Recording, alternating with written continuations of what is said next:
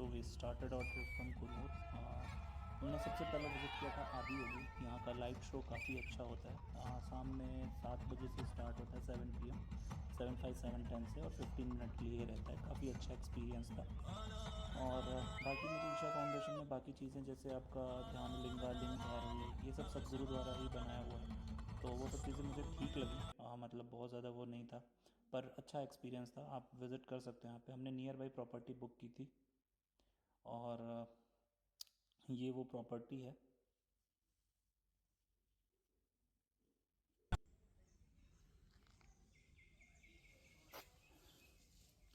Property का name Ibex resort है, और बेसिकली ये मैंने MMT के थ्रू This निकाला is था, the पहले गूगल property. मैप से जाके नियर बाई में, तब मुझे प्रॉपर्टी मिला था।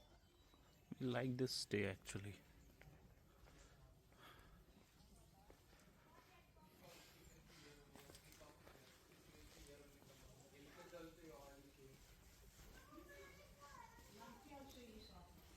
From the entrance, we have Malli rooms with no balcony.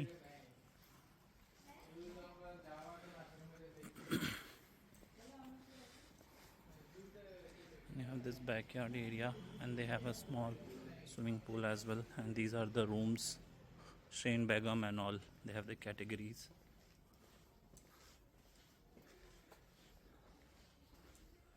And from here, if you go, so this is the pool area.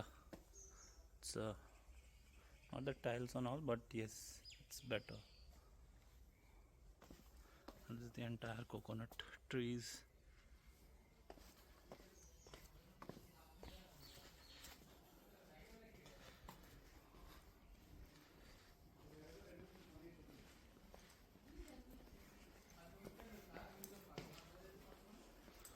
And this is the room.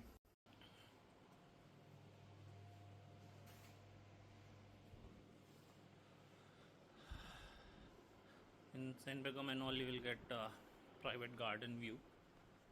And this is the backyard. Here you can sit. They have given the fan. And this is the another cottage. And this is the garden area. No noise at all. फिर हम सीधा taxi करके पहुंच जाते हैं कुन्नूर, अपने नए property location पे, जो कि है सिल्वर ओक रिजॉर्ट। और टैक्सी का हमने 3600 दिया था। ऊबर भी था, वो 2500 के अप्रॉक्स पड़ रहा था, पर हमें मल्टीपल पॉइंट्स कवर करने थे बीच में। हमने सोचा बीच में टैक्सी रुकेगी, वेटिंग चार्ज लगेगा, इट्स बेटर हम एक टैक्सी बोर्ड ही कर लेते हैं।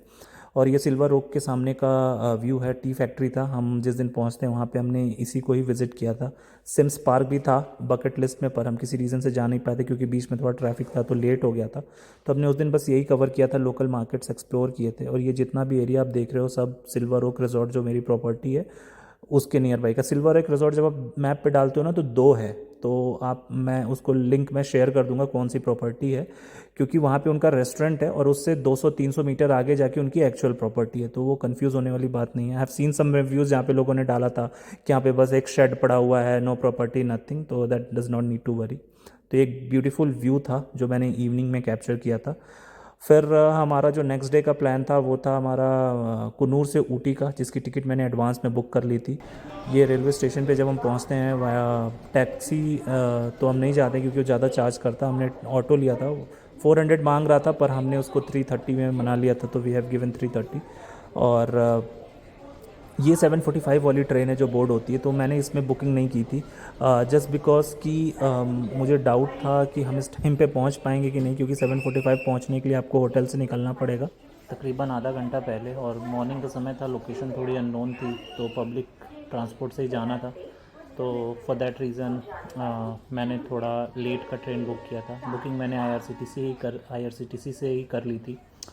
और ये वो ट्रेन है जो पहले निकलने वाली थी। इसके बाद हमारी ट्रेन नेक्स्ट प्लेटफॉर्म पे लगी थी, तो इधर से हमें वॉक करके उधर जाना था। तो यहाँ पे आप फ़ोटोज़ वगैरह ले सकते हो, काफ़ी ज़्यादा मतलब बहुत रश भी नहीं था। और ब्रेकफास्ट आप चाहिए तो यहाँ पे कर लो, नहीं तो फिर आप जहाँ पहुँचोगे उद्गमंडलम, वहाँ पे ही रेलवे का कैंटीन है, हमने वहीं से ब्रेकफास्ट किया था। तो टोटली अप टू यू कि आप कैसे प्लान करना चाहते हो। और इस ट्रेन के डिपार्ट होने के बाद ही हम फिर अपने ट्रेन के लिए जाते हैं। तो पीछे जो आप ट्रेन देख रहे हो ये वो ट्रेन है जो मैंने बुक की थी। और इसके बाद हाफ एन आवर के बाद इसका टाइमिंग था 7।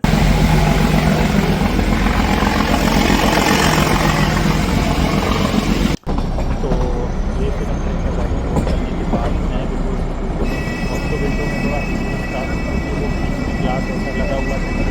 मेरे एंड से मैं ज़्यादा बाहर नहीं देख सकता, आगे बाहर निकले हुआ इसको पुश करना।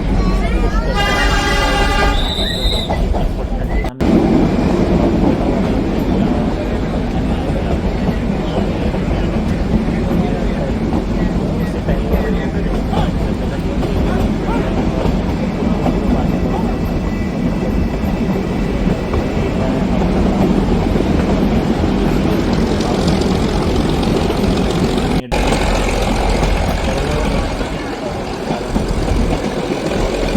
बहुत ही अमेजिंग था वो। मतलब मुझे नहीं लगता कि कोई बैठा होगा, सब लोग खड़े होकर वीडियोस फोटोज ले रहे थे। बीच में एक स्टॉप्स आते हैं जहाँ पर ट्रेन ज़्यादा देर के लिए नहीं रुकती है। आई थिंक 30 सेकेंड्स या मैक्सिमम 1 मिनट के लिए रुक रही होगी। बस एक स्टॉप आता है जो हम सबसे पहले जहाँ पे 5 मिनट के स्टॉप रहता है।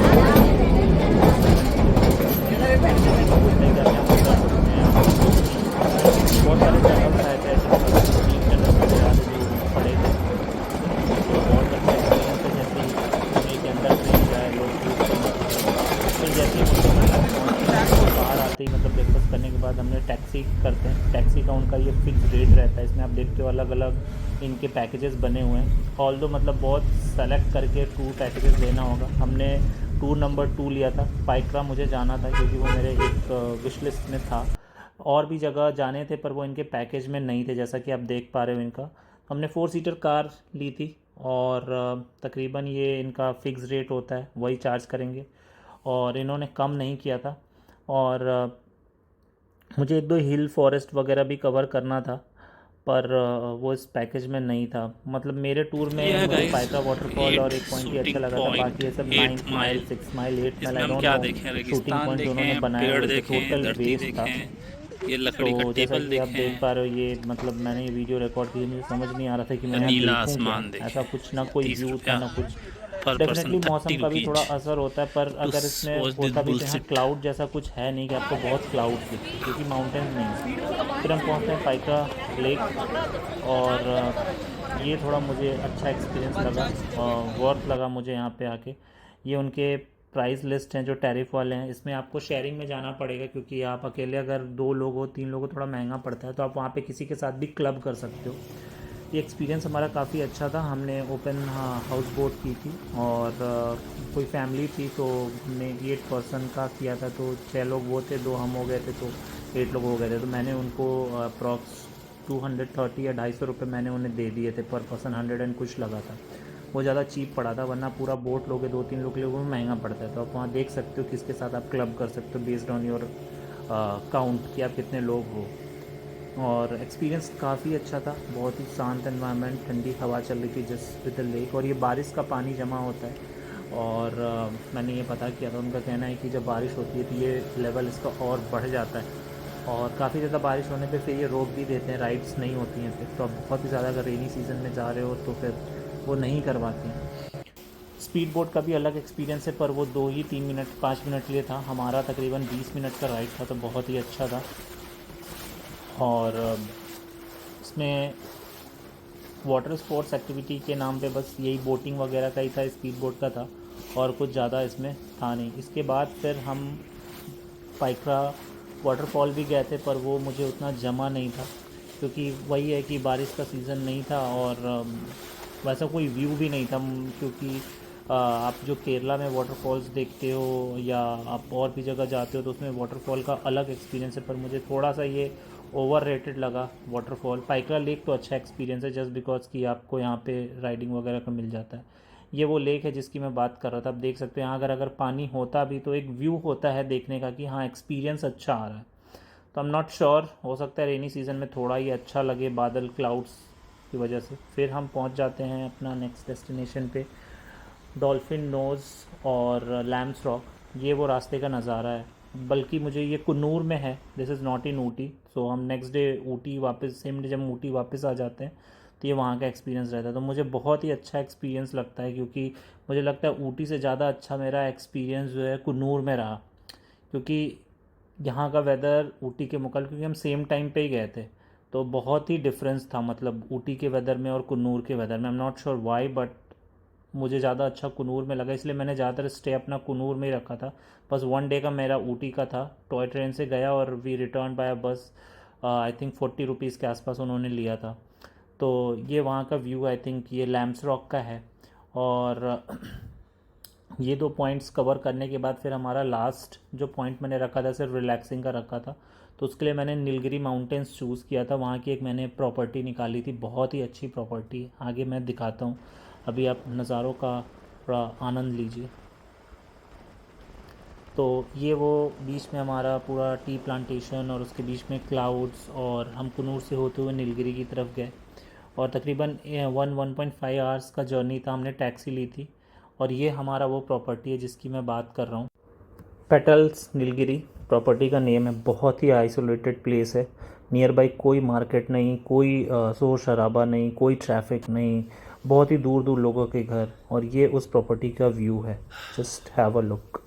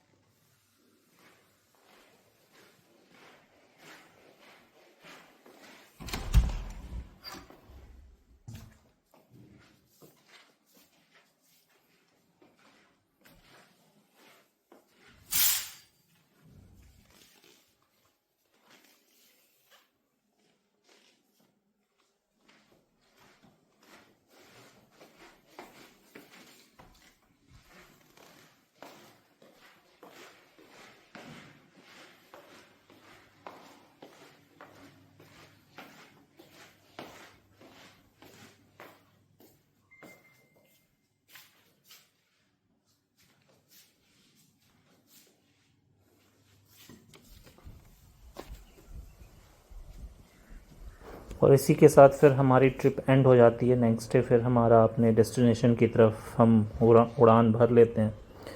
और यही था मेरा एक्सपीरियंस, और बहुत ही अच्छा एक्सपीरियंस रहा। बस मैं यही सजेस्ट करूँगा, आप वेदर चूज़ करके जाना, फोरकास्ट देख करके जाना। And stay tuned. Thank you.